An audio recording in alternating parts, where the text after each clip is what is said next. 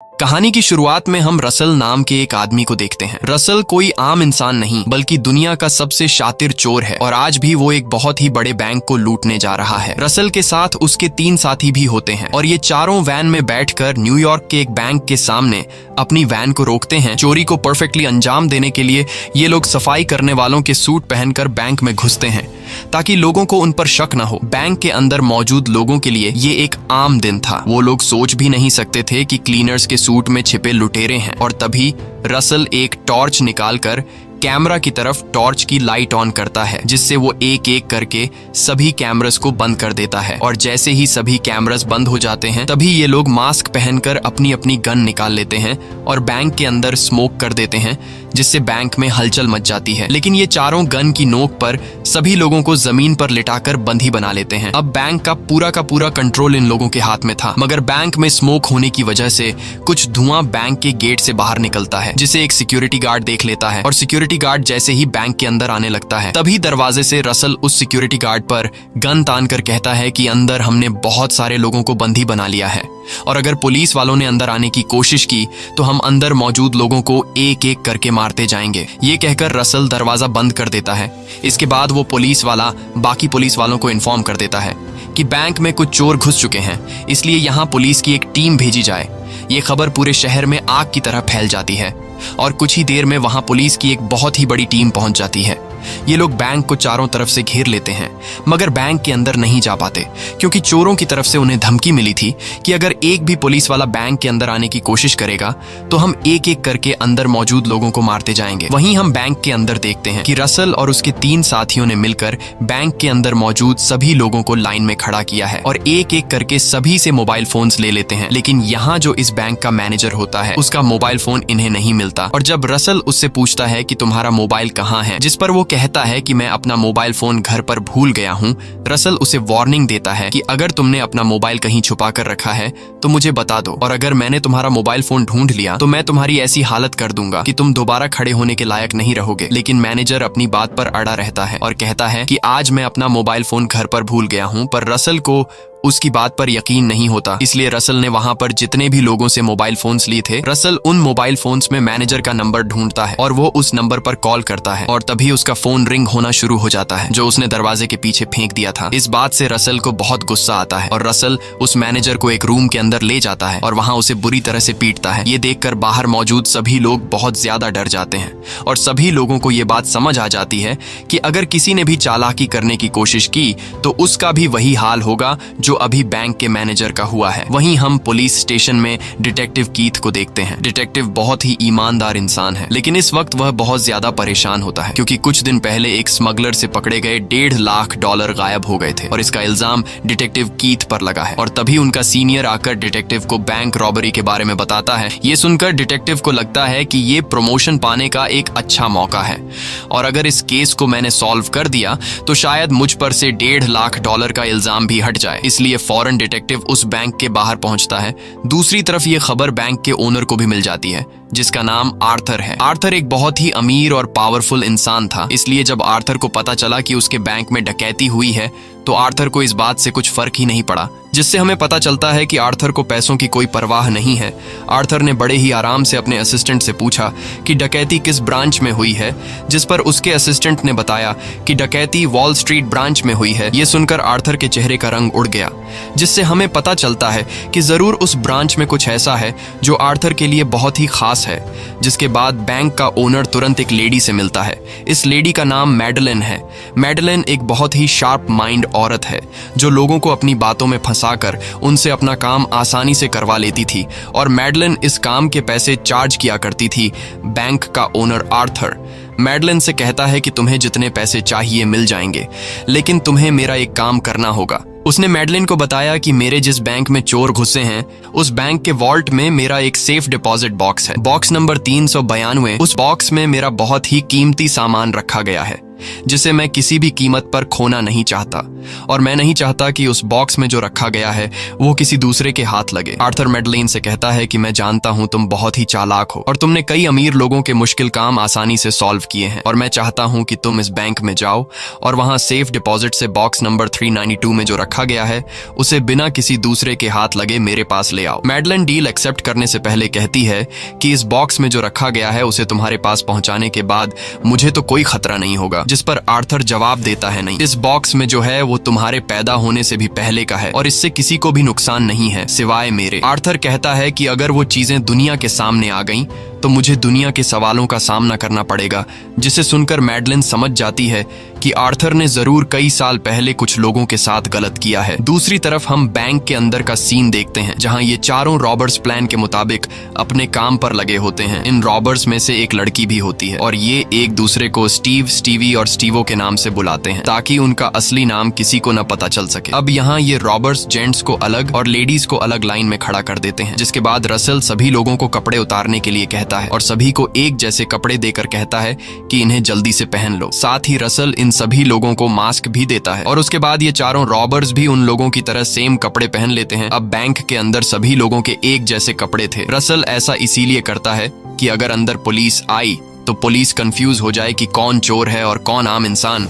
इसके बाद रसल अपने साथियों के साथ काम पर लग जाता है और एक स्टोर रूम में जाते हैं और स्टोर रूम को देखकर रसल कहता है कि यह जगह बिल्कुल परफेक्ट है। रसल के ऐसा कहने से हमें पता चलता है कि शायद उसे एक ऐसी ही जगह की तलाश थी, जिसके बाद ये लोग वहां खुदाई करना शुरू कर देते हैं। वहीं बाहर डिटेक्टिव चोरों को पकड़ने के काम पर लग जाता है और वह कंट्रोल रूम से बैंक के सीसीटीवी चेक करने लगता है, लेकिन रॉबर्स ने बैंक के सभी कैमरास बंद कर दिए होते हैं, जिससे डिटेक्टिव को कुछ समझ नहीं आ रहा था कि बैंक के अंदर क्या चल रहा है। और तभी रॉबर्स बैंक के अंदर से एक आदमी को बाहर छोड़ देते हैं। ये आदमी इसी बैंक में काम करता है जिसके हाथ बंधे हुए थे, आंखों पर पट्टी थी और गले में एक सूटकेस लटका हुआ था। पुलिस जब उसकी आंखों से पट्टी हटाते हैं तो उसकी लंबी दाढ़ी होती है, जिसे देखकर पुलिस डर जाते हैं और उस आदमी से पुलिस पूछते हैं कि इस सूटकेस में बॉम्ब तो नहीं, जिस पर वह आदमी जवाब देता है नहीं। जिसके बाद पुलिस उसके गले से सूटकेस उतारकर उसे खोलते हैं। सूटकेस को खोलते ही पुलिस को पता चलता है कि उसमें एक मैसेज लिखा है। मैसेज लिखा होता है कि रात के 9 बजे तक हमें 2 बसेस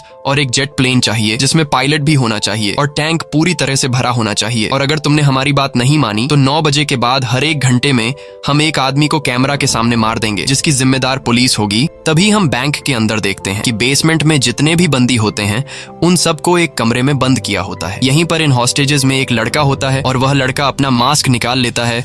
वो कहता है कि इस मास्क में मेरा दम घुट रहा है, इसलिए इस मास्क को पहनकर मरने से अच्छा है कि मैं गोली से मर जाऊं। इन सब ने हमें एक जैसे कपड़े इसलिए पहनाए कि अगर पुलिस अंदर आ गई तो वो उनकी जगह हमें मार दे। इसके बाद वो लड़का शोर करना शुरू कर देता है। हालांकि सब उसे मना करते हैं, लेकिन वो किसी की बात नहीं सुन रहा होता। शोर की आवाज सुनकर रसल वहां पर आ जाता है और वो इस लड़के को खींचकर दूसरे कमरे में ले जाता है और वहां पर उसे बहुत मारता है। बाहर कंट्रोल रूम में डिटेक्टिव बहुत ज्यादा परेशान बैठा होता है और उसे समझ नहीं आ रहा होता कि इन रॉबर्स को कैसे पकड़ा जाए। और तभी रसल पुलिस को एक मैसेज भेजता है जिसमें लिखा होता है कि अंदर जितने भी लोग हैं वो सब के सब भूखे हैं, उनके लिए खाना भेजो। ये पढ़कर डिटेक्टिव खुश हो जाता है और डिटेक्टिव के दिमाग में एक आइडिया आता है कि क्यों ना खाने के साथ एक माइक्रोचिप छुपाकर अंदर भेजी जाए, जिससे हम उनकी बातें सुन पाएंगे। डिटेक्टिव तय करता है कि हम उन सब के लिए पिज्जा भेजेंगे और पिज्जा बॉक्स में ट्रांसमीटर भी फिट कर देंगे ताकि हम उनकी बातें सुन सकें। और पिज्जा डिटेक्टिव इसलिए डिसाइड करता है क्योंकि पिज्जा खाने के लिए उन सबको इकट्ठा होना पड़ेगा और जब वो इकट्ठा होंगे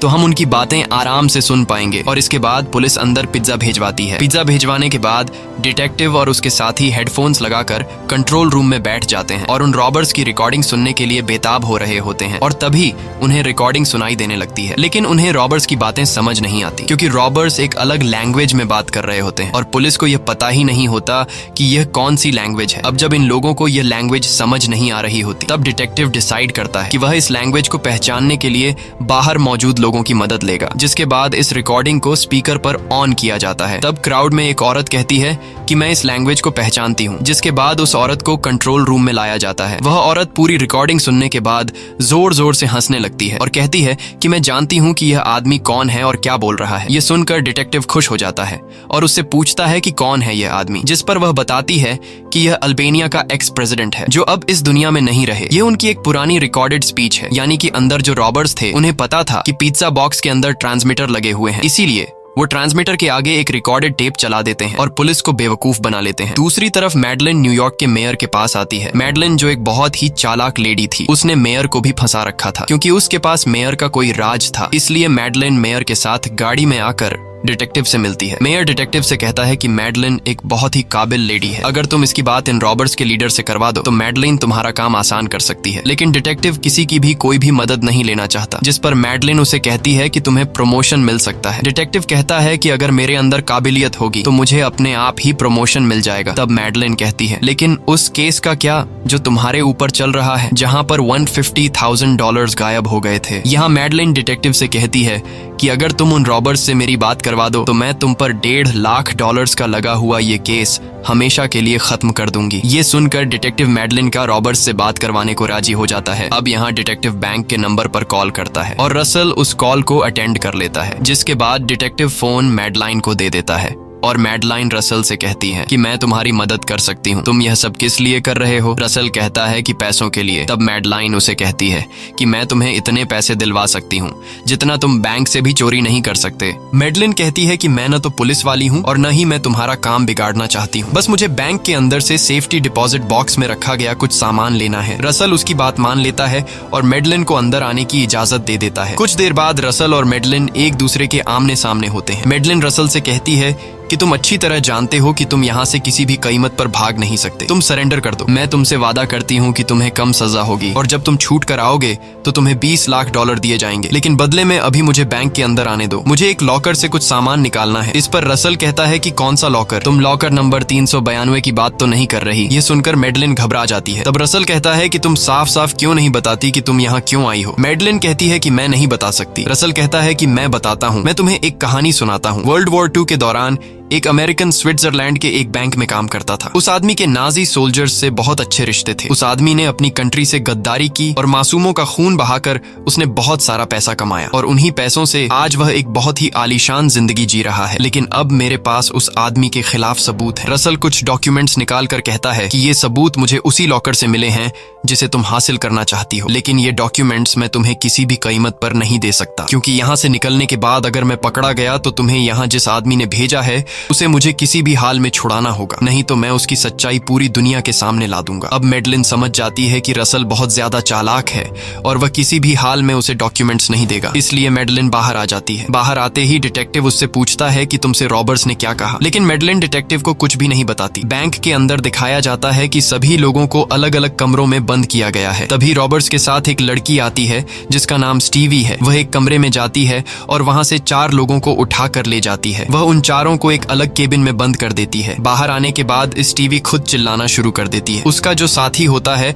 वह स्टीवी को भी उन 4 लोगों के साथ बैठा देता है जहां स्टीवी ने अभी अभी 4 लोगों को बंद किया था। दरअसल ये लोग जानबूझकर बंदियों में खुद को मिक्स कर देते हैं और वहां मौजूद बंदियों को भी यह पता नहीं चलता कि कौन चोर है और कौन होस्टेज। रसल ने पहले से सब कुछ परफेक्टली प्लान किया होता है। अब ये लोग जो गड्ढा खोद रहे थे वह गड्ढा भी अब पूरा हो जाता है। उधर बाहर डिटेक्टिव परेशान बैठा होता है और उसे समझ नहीं आ रहा होता कि अगला कदम मुझे क्या लेना चाहिए। रॉबर्ट्स ने उन्हें जो टाइम दिया था कि 9 बजे तक 2 बसें और एक हेलीकॉप्टर चाहिए, वह टाइम भी पूरा हो चुका होता है। तभी डिटेक्टिव को रसल का कॉल आता है। रसल उसे इधर उधर की बातों में उलझाता है और पहेलियां पूछता है। इससे डिटेक्टिव समझ जाता है कि यह हमें बातों में उलझा रहा है। डिटेक्टिव अपने साथी पुलिस वालों से कहता है कि पहले उन्होंने हमें टाइम दिया लेकिन हमने उनका काम पूरा नहीं किया, उसके बाद उन्होंने हमें और टाइम दिया। इसका मतलब रॉबर्ट्स हमारा टाइम बर्बाद कर रहे हैं, इसलिए हमें जल्दी एक्शन लेना होगा। इसके बाद डिटेक्टिव बैंक के नंबर पर रसल को कॉल करता है। वह रसल से झूठ कहता है कि तुमने जो मांगा था उसका हमने पूरा इंतजाम कर दिया है, लेकिन उससे पहले मैं अंदर आऊंगा। मैं यह देखना चाहता हूँ कि तुमने किसी को मारा तो नहीं है। रसल मान जाता है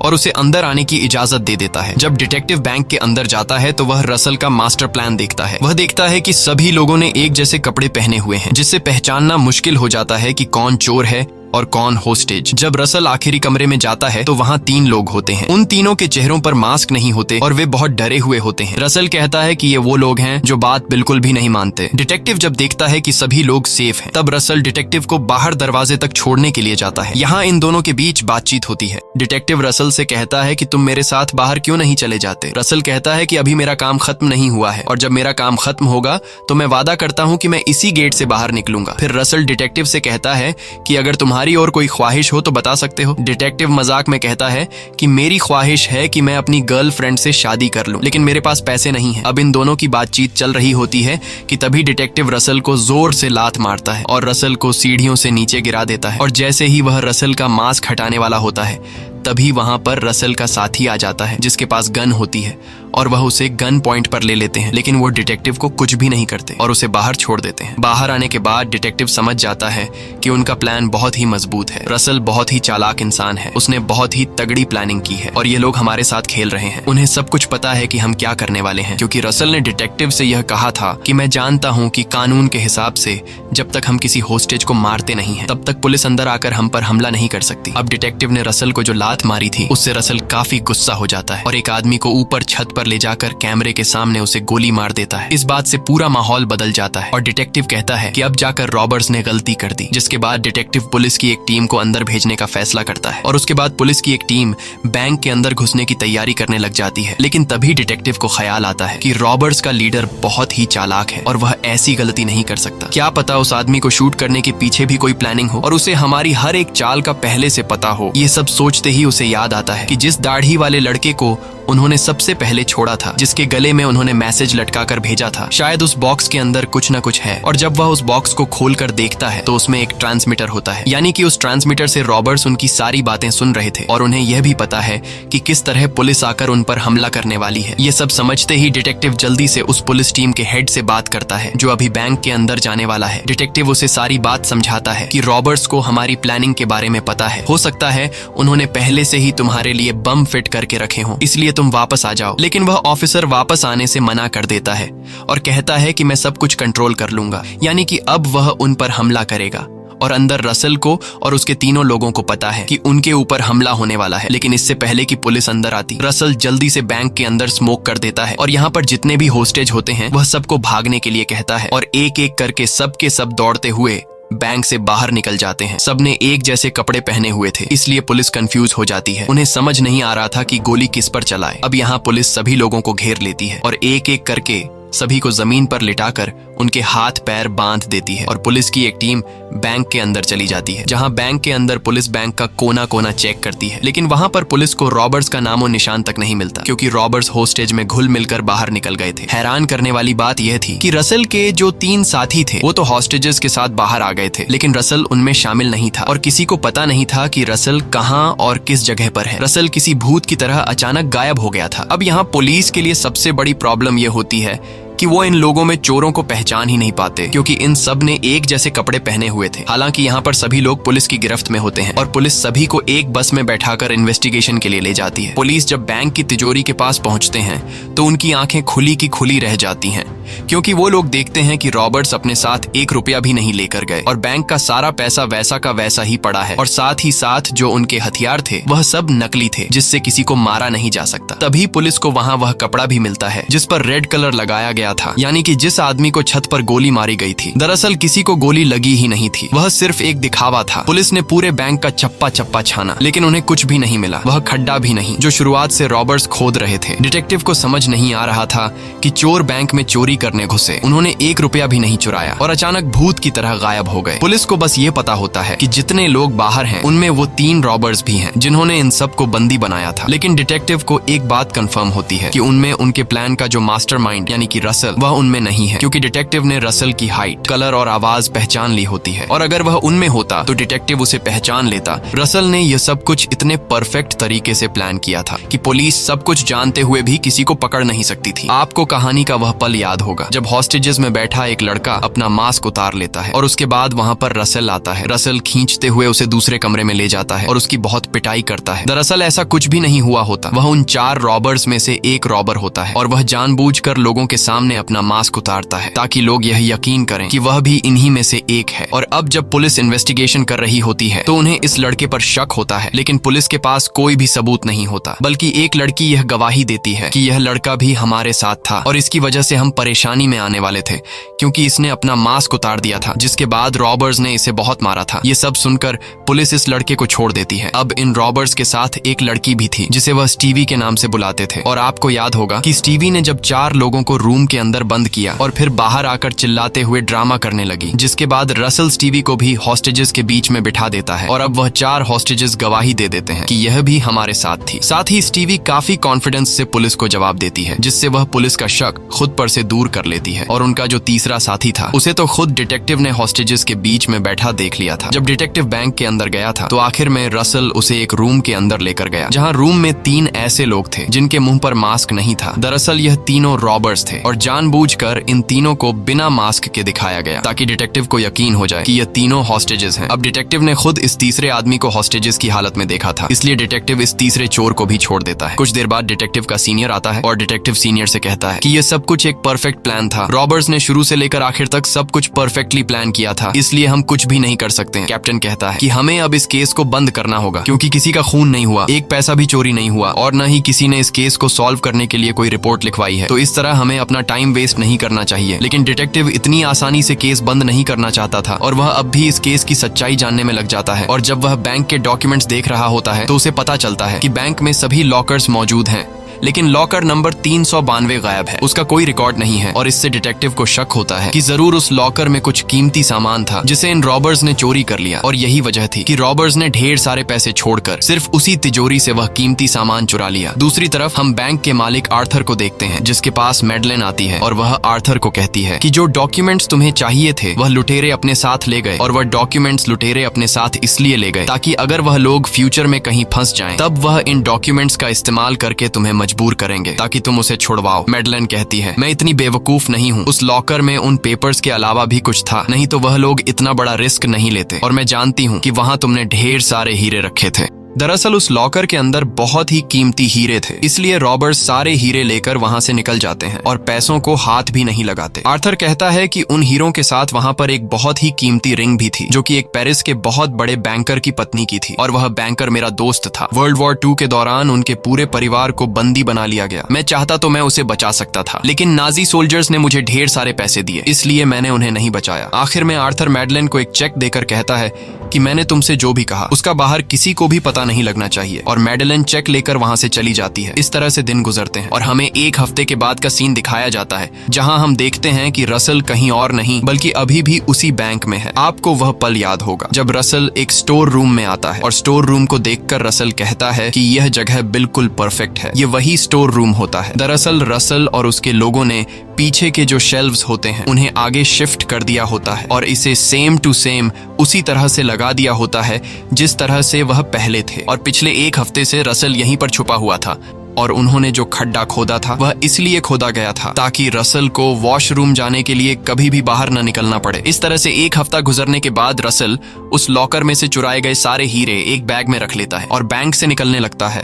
और जब वह बैंक से निकल रहा होता है तो उसी पल डिटेक्टिव भी बैंक के अंदर आ रहा होता है। हालांकि रसल को यह बात पता होती है क्योंकि बाहर जो उसके लोग उसका इंतजार कर रहे होते हैं उन्होंने डिटेक्टिव के आने की खबर रसल को दी होती है। और जब रसल डिटेक्टिव के पास से गुजरता है तब रसल जानबूझकर डिटेक्टिव से टकराता है। डिटेक्टिव रसल को पहचान नहीं पाता और जिस तरह से रसल ने डिटेक्टिव से वादा किया था कि मैं तुम्हारे सामने से होते हुए इसी मेन गेट से बाहर निकलूंगा, तब वादे के अनुसार रसल उसी मेन गेट से बाहर निकलता है। और इस तरह से ये लोग एक परफेक्ट बैंक रॉबरी को अंजाम दे देते हैं जिसमें न कोई चोरी हुई न कोई पकड़ा गया और ये लोग करोड़पति बन गए क्योंकि उन्होंने ऐसे हीरे चुराए थे जो कभी रिकॉर्ड में तय ही नहीं। दूसरी तरफ डिटेक्टिव बैंक के उन सेफ डिपॉजिट के पास पहुंचता है और वहां डिटेक्टिव लॉकर नंबर 392 को खोलता है जो इस बैंक के ओनर का है। लॉकर खोलने के बाद डिटेक्टिव देखता है कि इसमें एक च्यूइंग गम और एक बहुत ही कीमती रिंग है, जिसे देखकर डिटेक्टिव समझ जाता है कि लुटेरों ने मुझसे पहले ही इस लॉकर को खोल दिया है और ये वही रिंग होता है जिसके बारे में आर्थर ने मैडलेन को बताया था। साथ ही साथ लुटेरों ने उसी लॉकर में डिटेक्टिव के लिए एक मैसेज भी छोड़ा होता है जिस पर लिखा था फॉलो द रिंग। डिटेक्टिव समझ जाता है कि यह रिंग उस शार्प माइंड चोर ने मेरे लिए छोड़ी है और वह चोर चाहता है कि डिटेक्टिव सच्चाई को लोगों के सामने लाए। जिसके बाद डिटेक्टिव सीधे बैंक के ओनर आर्थर के पास जाता है और आर्थर से पूछता है कि तुम्हारे बैंक से क्या चोरी हुआ है, जिस पर आर्थर जवाब देता है कि कुछ भी नहीं। तब डिटेक्टिव उस अंगूठी को बाहर निकालता है और आर्थर से कहता है कि मैं जल्द ही सच्चाई दुनिया वालों के सामने ला दूंगा। इसके बाद डिटेक्टिव वहां से निकलकर सीधे मैडलेन के पास जाता है जहां मेयर भी मौजूद होता है। मैडलेन डिटेक्टिव को मुबारकबाद देते हुए हुए कहती है कि तुम पर से $1.5 लाख का आरोप हटा दिया गया है। ये सुनकर डिटेक्टिव खुश हो जाता है, पर डिटेक्टिव को पता था कि ये दोनों भी आर्थर की तरह धोखेबाज हैं। इसलिए डिटेक्टिव इन दोनों को यूएस वॉर क्राइम डिपार्टमेंट का नंबर देकर कहता है कि तुम्हें आर्थर के खिलाफ केस करना होगा, कि आर्थर ने वर्ल्ड वॉर II के दौरान मासूम लोगों का खून बहाकर खुद को अमीर किया, और अगर तुम दोनों ने यह सच्चाई दुनिया के सामने नहीं लाई तो मैं तुम दोनों को भी एक्सपोज कर दूंगा कि तुम दोनों भी बैंक रॉबरी केस में आर्थर के साथ मिले हुए थे। इसके बाद डिटेक्टिव अपने घर आता है, जहां उसकी गर्लफ्रेंड उसका इंतजार कर रही होती है, और जब वह अपनी कोट की जेब में हाथ डालकर सामान निकाल रहा होता है तभी उसे एक छोटा सा डायमंड मिलता है। शुरू में डिटेक्टिव को कुछ समझ नहीं आता